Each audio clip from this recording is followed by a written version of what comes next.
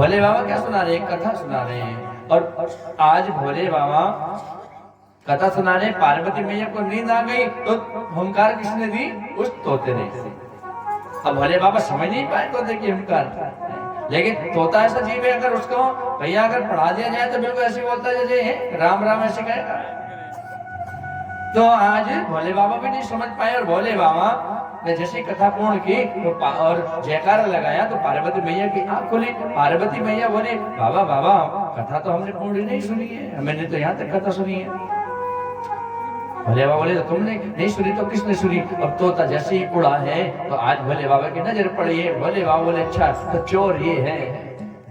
कौन है, चोर ये है। और आज भोले बाबा पीछे पीछे जा रहे हैं और तोता उड़ते उड़ते बद्रिका धाम में पहुंचा है, जहां पर रहते हैं श्री वेद व्यास जी महाराज। कौन रहते हैं, वेद व्यास जी।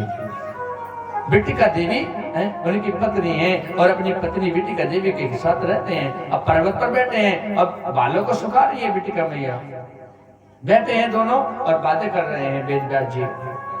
बिटिका मैया कहती है, देखो अपनी बातें कर रहे हैं कि देखो इतना समय हो गया है लेकिन अभी तक परमात्मा की ओर से हमें संतान सुख प्राप्त नहीं हो पाया है, हमारे भी संतान हो जाए। वेद व्यास जी बड़े चिंता को करती है, देवी परमात्मा सब ठीक करेंगे, समय आने पर सब ठीक हो जाता है। अब देखो बातें करते करते जम्बाई आ गई बिटिका मैया को। जम्बाई जानते हो कैसे ली जाती है? कैसे ली जाती है? हाँ, मुंह खोल देते हैं। बाजी भाई तो बहुत बड़ा मुंह खोले है। हाँ, ये हमारे जो कीबोर्ड वाले भैया तो बहुत बड़ा मुंह खोल के ले रहे हैं जम्बाई, ऐसा खोले महाराज। तो आज जैसे ही मुख खुला बिटिका मैया का, तो आज वो तोता है, उसने इधर उधर को कुछ नहीं बेचारा सोचा नहीं बेचारा, और बिटिका मैया के मुख के द्वारा उनके गर्भ में चला गया। बोलो बिटिका मैया की। और जब गर्भ में पहुंच गया, भोले बाबा आकर के खड़े हो गए। अब बहुत देर हो गई जब खड़े खड़े, तो आज वेद व्यास जी की नजर पड़ी है। वेद व्यास जी के जोड़े जोड़े, अरे प्रभु भोले बाबा, हाँ आइए विराजिए। अरे वेद व्यास जी विराजना तो है, हाँ तुम्हारी कुटिया में हमारा चोर आया है। वेद व्यास जी बोले, हमें तो कोई चोर नहीं दिखाई दिया। अरे नहीं, आपकी कुटिया में हमारा चोर है, और वो चोर आपकी पत्नी के गर्भ में पहुंच गया। वेद व्यास जी बोले, अच्छा क्या चोरी की है उसने? अरे वो इक्ष्वाकु है, तोता है। अच्छा तोता है, इसने चोरी की क्या की है? क्या चोरी की है महाराज? भोले बाबा बोले, उसने कथा सुनी है। क्या सुनी है? कथा। वेद व्यास जी बोले, ये चोरी, ये कथा को सुनना कोई चोरी है? आप कथा सुन रहे हो तो आप चोरी कर रहे हो क्यों जी? हाँ या ना? चोरी कर रहे हो? तो आप कथा सुन रहे हो तो चोरी थोड़ी कर रहे हो। तो भोले बाबा कह रहे हैं इसने कथा सुनी है तो चोरी की है। अब बताओ भोले बाबा की बात माने सही है तुम्हारी माने? तो भोले बाबा से वेद व्यास जी कहते हैं, कथा सुनना चोरी कब से हो गया बाबा? तो भोले बाबा कहते हैं, वेद व्यास जी कथा सुनना चोरी नहीं है, लेकिन कथा सुनने का भी नियम है, पहले ही बता दिए। कथा सुनने का नियम ये है, कथा जब भी सुनी जाती है सामने बैठ करके सुनी जाती है। अगर जो कथा पीछे बैठ करके, व्यास पेड़ के पीछे बैठ करके जो कथा सुनता है, उसे ज्ञान की चोरी मानी गई है।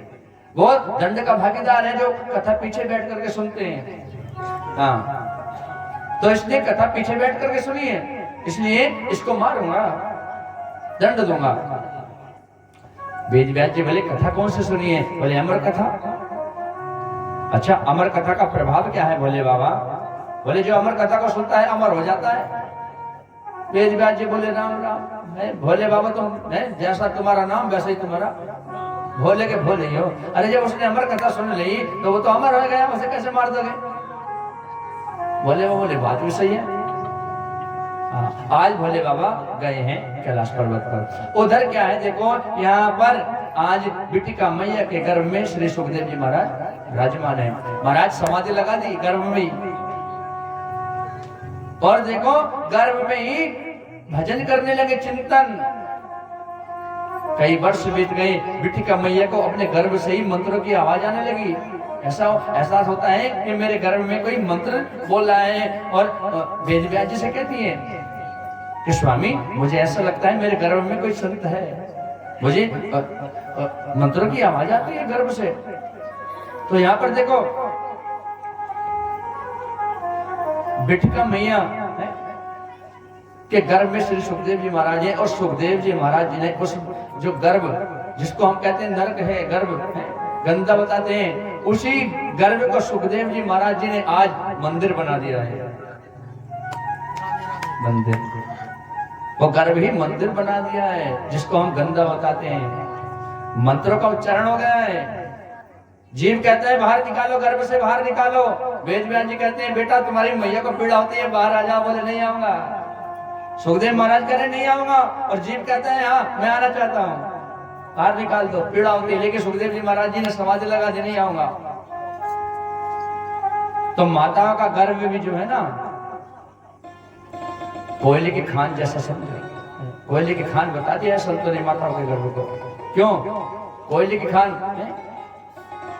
क्योंकि माता के गर्भ को कोयले की खान इसलिए बताया है, आपने देखा होगा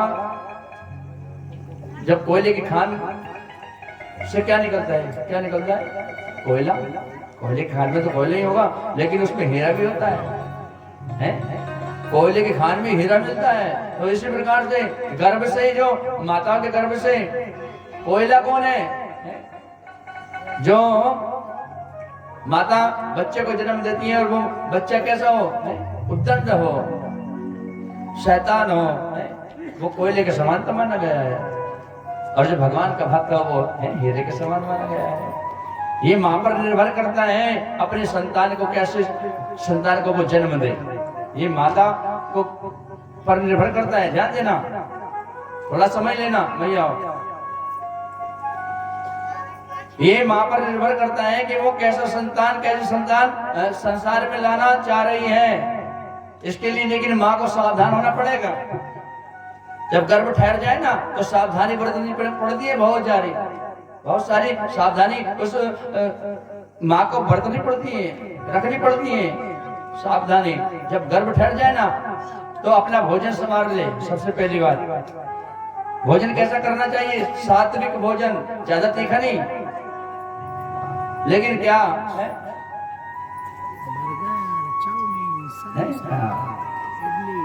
जब गर्भ ठहर जाए ना बस चाउमीन, डोसा, टिक्की, समोसे लाओ, गोलगप्पे खिलाओ, चटपटा मांगते हैं। लेकिन नहीं, शास्त्र कहता है सात्विक भोजन। दूसरा, गर्भवती मैया को कभी क्रोध नहीं करना चाहिए, ज्यादा बड़ा शांत होकर रहना चाहिए, प्रेम के साथ। अगर किसी से बात भी करे प्रेम से करे, क्योंकि गर्भ में ही बच्चे का निर्माण होता है। अभिमन्यु प्रमाण है इसके, बच्चा सब जानता है गर्भ में। अगर माता क्या क्रोध करेगी तो वो प्रभाव उस शिशु पर पड़ेगा। तो क्रोध नहीं करना चाहिए, ज्यादा किसी को गाली नहीं देनी चाहिए।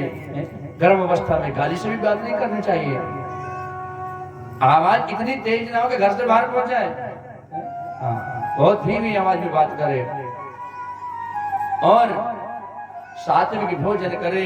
ज्यादा से ज्यादा क्या करना चाहिए? पुस्तक भी अगर पढ़नी हो तो कथाओं को पढ़ें, भगवान की रामचरितमानस को पढ़ें, भागवत जी को पढ़ें, धार्मिक ग्रंथ अगर आप पढ़ें, ना कि क्या चुटकुले वगैरह पढ़ें। अरे टाइम नहीं करता, लाओ एक चुटकुलों की किताब भी दे तो लाए कि भाई पढ़ लें, ऐसे भी कह देती है। घर में अगर टीवी सीरियल भी देखा जा रहा है तो वो भी ऐसा हो धार्मिक। कभी वो देखने बैठ जाओ क्राइम अलर्ट, देखा है नाटक? किसने देखा? तो क्या होता है उसमें?